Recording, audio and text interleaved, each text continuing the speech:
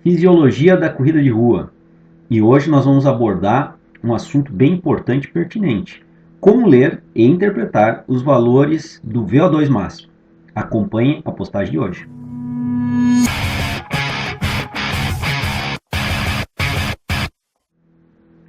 Bom, pessoal, como já feito na chamada, hoje a fisiologia do treino de rua, da corrida de rua, vai mostrar como nós fazermos uma leitura e interpretação dos valores do VO2 máximo.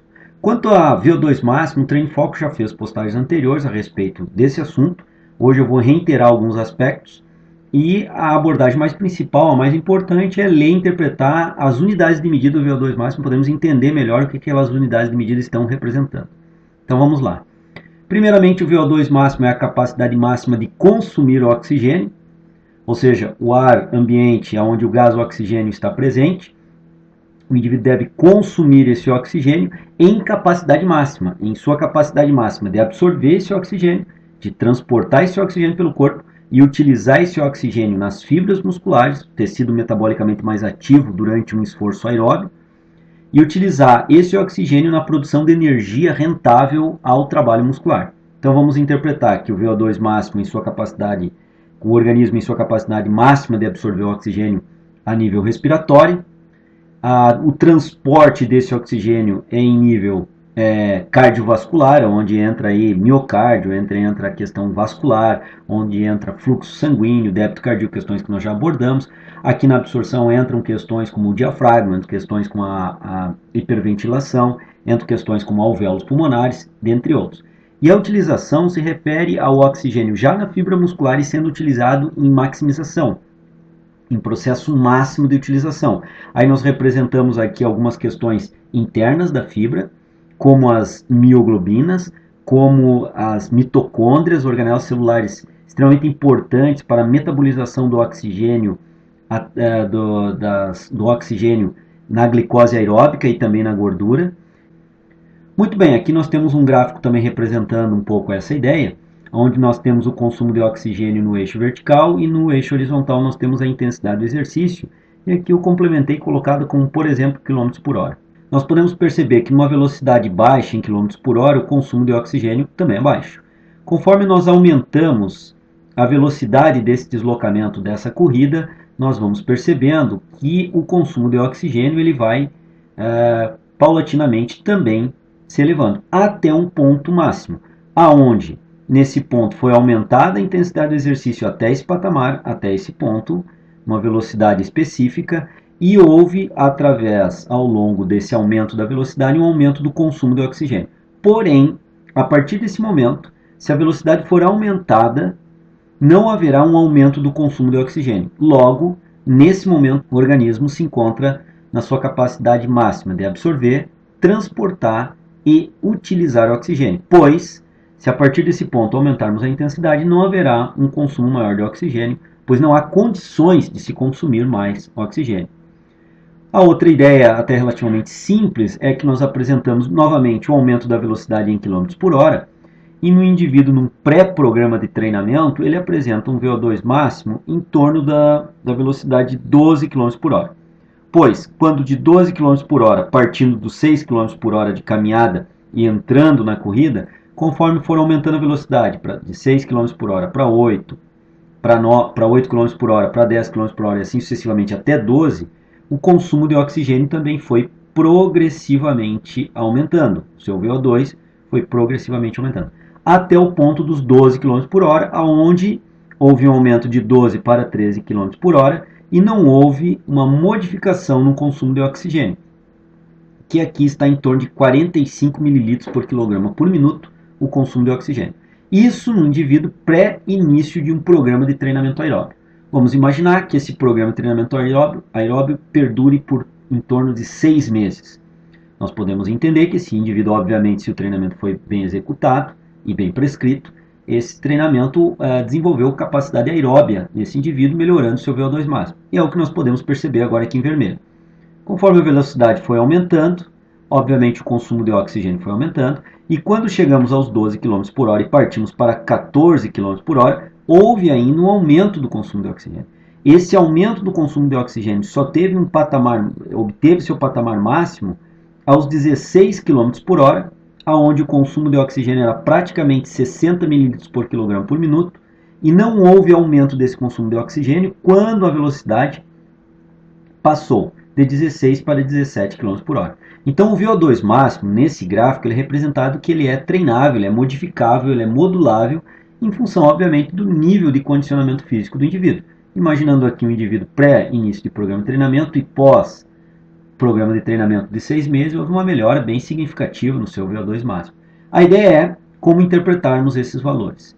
E vejam bem, as unidades de medida fornecidas pelo VO2 máximo, elas são em mililitros por quilograma por minuto, que é um valor relativo do VO2 máximo, e ela também pode ser vista em litros por minuto, que é um valor absoluto do VO2 máximo. O valor lido, a unidade de medida relativa do VO2 máximo, é a mais precisa para nós entendermos os valores de VO2. Entretanto, o valor absoluto lido, a unidade de medida lida em valores absolutos, em litros por minuto, é a mais fácil de ser compreendida. Vejam bem, quando eu falei desse gráfico e analisei rapidamente o gráfico, nós verificamos que a unidade de medida utilizada aqui era mililitros por quilograma por minuto, ou seja, estava-se utilizando um valor relativo do VO2 máximo.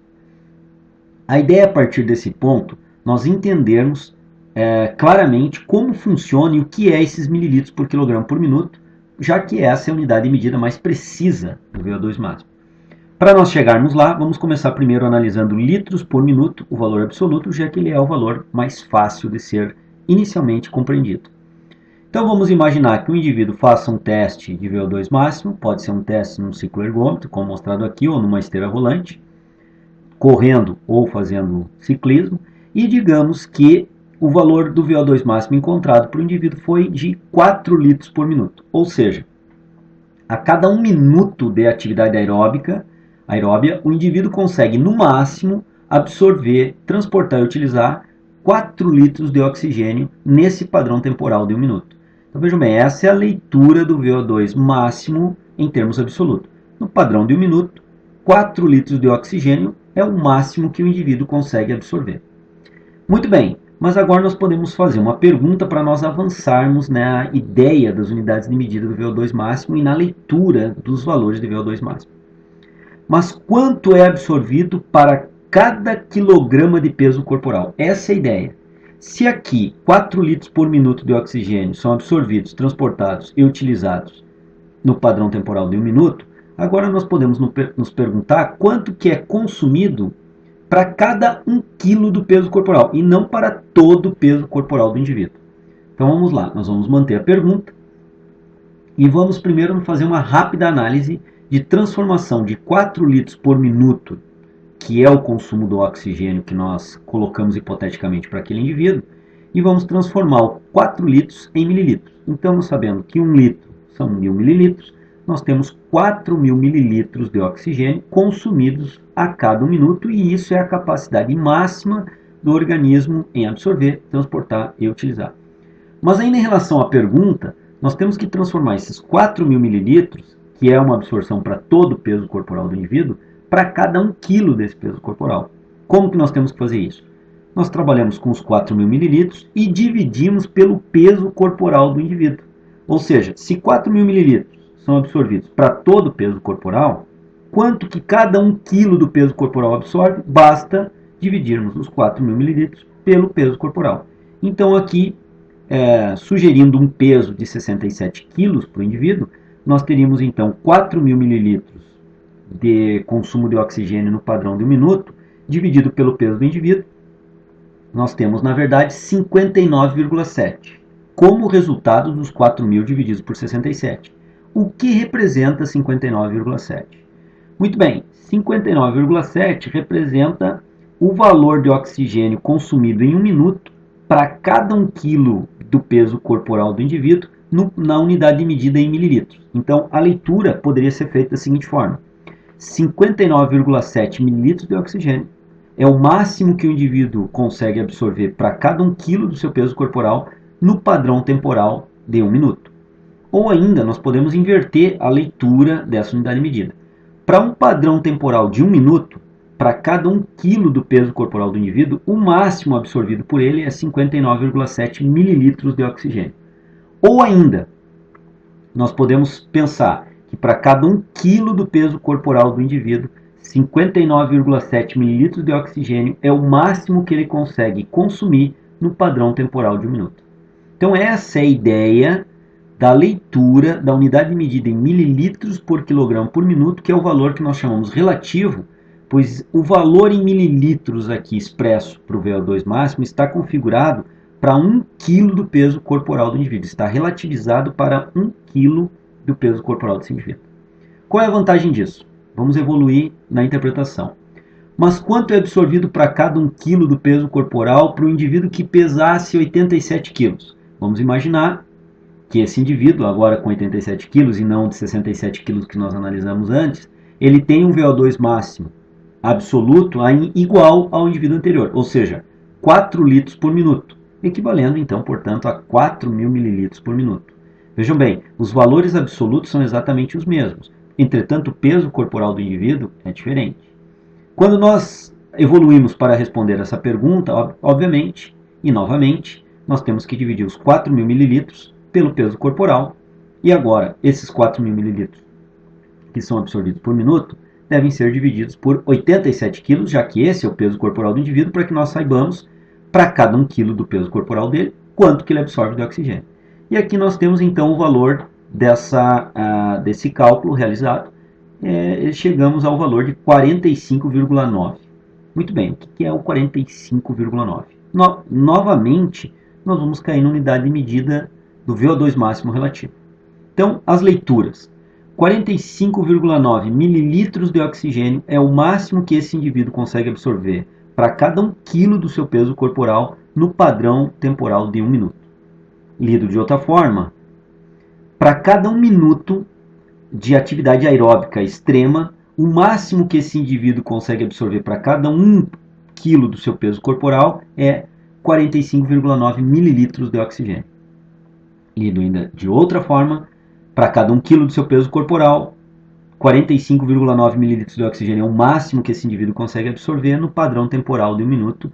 Isso aqui representa completamente toda a situação fisiológica do indivíduo, pois isso representa o seu patamar fisiológico aeróbio máximo, tanto da absorção, quanto do transporte, quanto da utilização. Então nós estamos falando do sistema respiratório, estamos falando do máximo do sistema cardiovascular, estamos falando do máximo do sistema metabólico aeróbio do indivíduo. Muito bem, fazendo um comparativo para nós fecharmos a ideia da análise da fisiologia da corrida de rua de hoje, vamos então fazer um resumo do que nós vimos. Nós tínhamos um indivíduo com peso corporal de 64 kg, que apresentava um VO2 máximo absoluto de 4 litros por minuto. Nós tínhamos um outro indivíduo que apresentava aqui 87 kg, com 4 litros por minuto, e nós fizemos os cálculos. Nós verificamos que o indivíduo que tinha 87 kg, fazendo as divisões, o valor relativo dele era de 45,9 mililitros de consumo de oxigênio máximo, enquanto que o indivíduo de 67 quilos, o valor máximo de absorção de oxigênio é 59,7, ambos para cada 1 quilo do seu peso corporal. Por isso o valor relativizado, e por isso agora nós equilibramos os indivíduos. Para cada um padrão de 1 minuto, um padrão de 1 quilo, quanto que é absorvido de oxigênio. Então, obviamente, nós podemos verificar que o indivíduo que tem um peso menor terá um VO2 máximo maior nessas condições de cálculo que nós fizemos hoje, e, obviamente, então, ele apresenta um condicionamento aeróbico mais qualificado. Esse indivíduo, então, apresentando um VO2 máximo maior, terá maior chance de sair melhor em alguma prova de corrida de rua, seja ela qual for, pois ele apresenta um VO2 máximo bem superior ao outro indivíduo. E essa ideia do VO2 máximo também mostra que, ao baixarmos o peso corporal dos indivíduos, há um ganho relativo do VO2 máximo relativo, e isso vai onerar positivamente nas cargas de treinamento em termos de desempenho aeróbico nas provas. Ou seja, o indivíduo simplesmente baixando o peso corporal conseguirá obter um VO2 melhor, e com um VO2 melhor, um melhor desempenho em corridas de rua. Isso nós podemos ver claramente em atletas de elite, que todos eles têm um baixíssimo peso corporal, um baixo teor de gordura e também um baixo teor de massa muscular. São atletas ectomórficos, bem caracterizados e de baixa estatura. onde o peso corporal é extremamente baixo, para que se possa ter um VO2 máximo então bem significativo e com isso um bom desempenho em atividades aeróbicas. Bom, pessoal, espero que vocês tenham entendido então a colocação da fisiologia da corrida de rua de hoje.